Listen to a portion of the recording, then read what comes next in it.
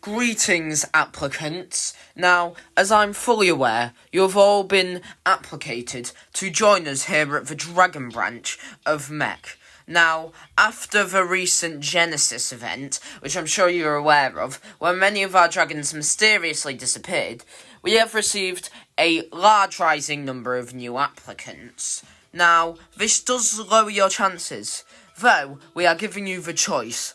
Today we will be showing you 3 of the candidates you may be working alongside who have swiftly risen through our ranks. As you know, dragons are creatures with fluctuating levels of intelligence.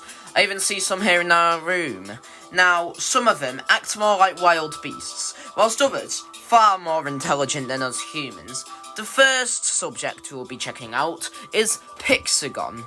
Now, Pixagon joined up with our services almost as soon as the Genesis event happened. Now, Pixagon has quite the intriguing voice, sounding quite, how do I explain this, metallic or computer-like. They can fly without wings, might I add. Now, whilst this dragon may not be the largest of all theirs, by many means, their size should not be compared to their strength. They are quite the impressive dragon in combat, and they are very good at adapting to situations. Their abilities include sound blasts and flashbangs. Now, they have quite the interesting story that apparently they were created by a mad scientist in another dimension that Mech has not yet spread their influence to from the 12 dimensions they have, since the 6 they had in our previous discussion. Now, we are glad to inform you all of this applicant, though it's time to move on to the next, with quite a similar backstory.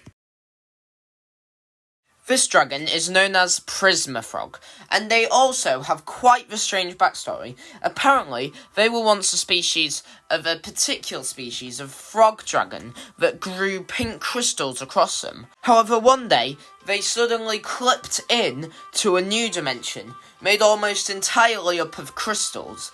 They somehow managed to get back to our own through a portal, through a gateway, but when they returned, they had evolved past their previous form.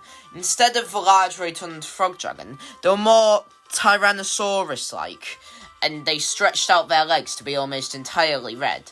Now, despite this, they saw their newly gained abilities as a purpose for good, and that's why they joined us.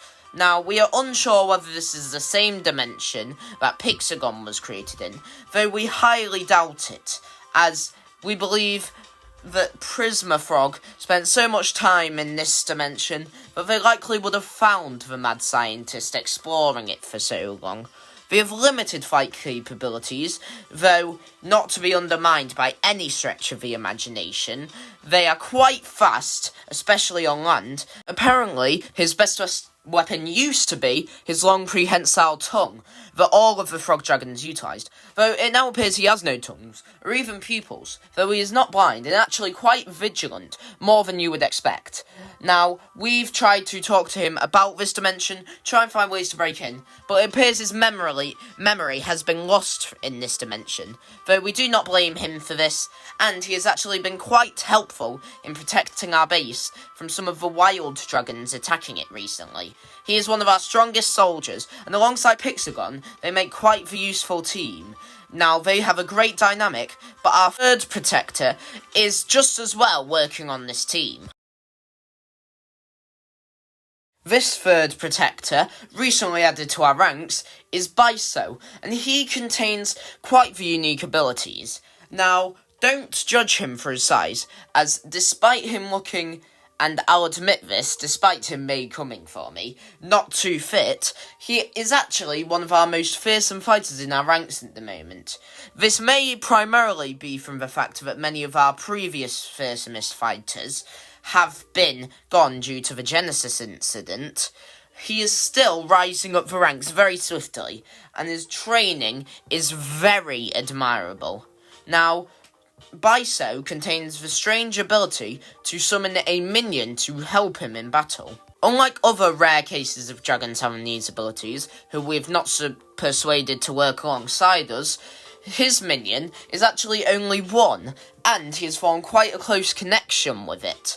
Now, the minion itself only has the ability to fly, slight speed, however the fan on their tail is very sharp, similar to one on Biso's tail.